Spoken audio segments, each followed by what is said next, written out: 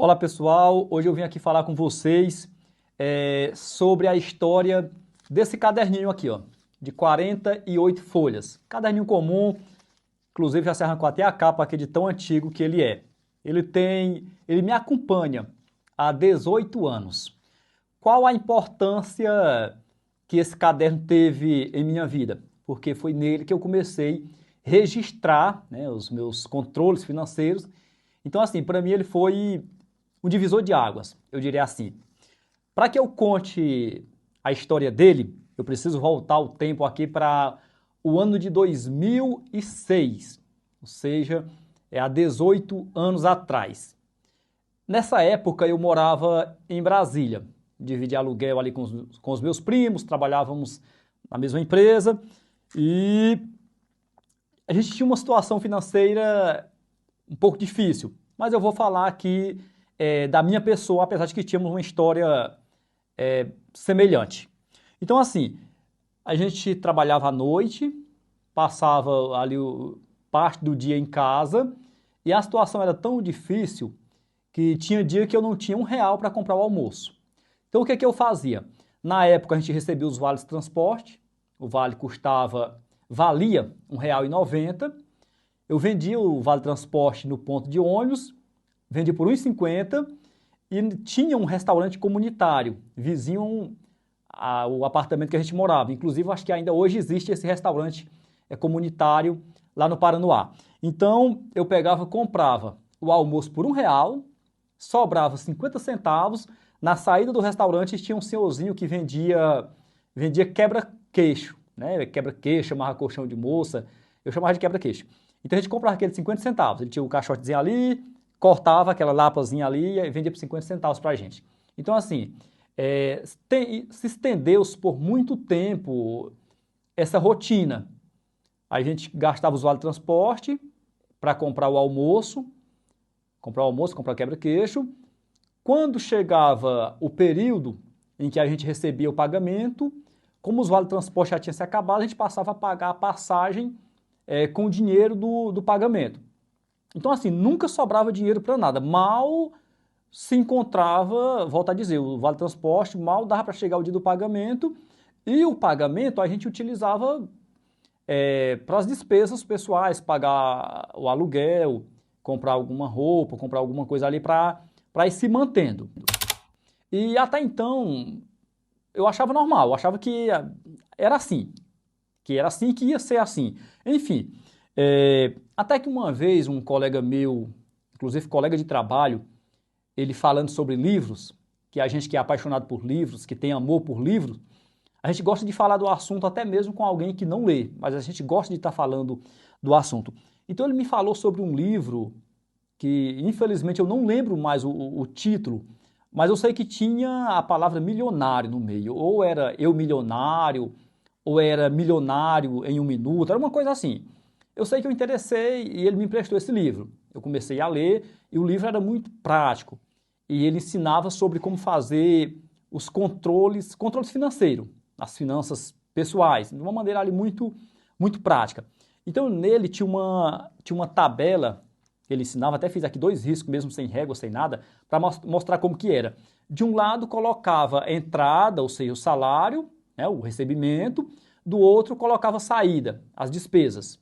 E assim eu passei a praticar, né? Eu pegava ali caderninho, fazia as riscazinhas com a régua, né? Uns gráficos ali, tipo uma planilha, e passei a anotar tudo o que eu ganhava, né? O salário. Na época também eu vendia as latinhas, tinha as latinhas de refrigerante na empresa, a gerente deixava eu vender, então eu vendia as latinhas.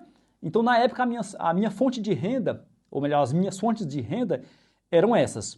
Era o salário e o dinheiro das latinhas que eu vendia. Então eu notava ali a entrada, na outra listazinha ali, que era dos 30 dias que eu fazia, eu ia notando toda a saída, toda a despesa, ia notando ali em detalhes.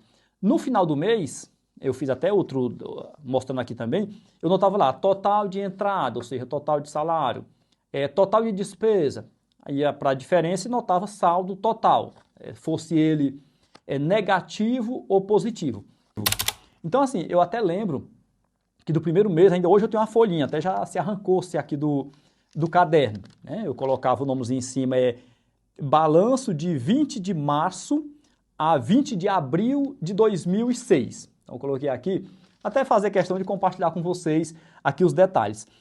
Nesse período, nesses 30 dias aí de 20 de março a 20 de abril de 2006, eu tive como renda, como salário, R$ 726. Desse salário, dessa entrada, eu retirei para gastos com alimentação. Vocês vão achar pequeno valor, mas eu nem lembrava que tinha sido esse valor, mas está aqui notado. R$ 36. Tive com medicamento gasto de R$ 17. E tive com roupas, eu notava roupas e acessórios. Nesse período eu gastei R$ 150. E de aluguel eu tive R$ 83. Por quê? O aluguel era 250, dividido para 3 dava 83,33 centavos, que representava da minha venda, eu colocava aqui nos mínimos detalhes, representava da minha renda o aluguel 11,04%, com alimentação 5%, com medicamento 2,3%, com material de limpeza, coloquei aqui 3%, e coloquei aqui com roupas e acessórios 20,7%. Então, assim, eu notei aqui em detalhes, né? Deu total de despesa, ou seja, de saída, o total de R$ 307. E como resultado disponível para investir, eu colocava assim como saldo, eu tive o total de R$ 419, ou seja, uma representação de 57,6% eu tive de saldo líquido.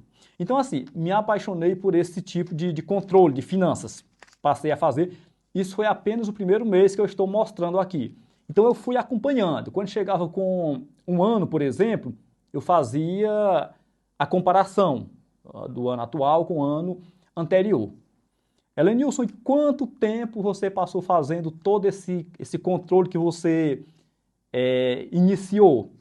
Eu passei 17 anos. Então, eu fiz até dezembro, agora de 2023. Nos mínimos detalhes.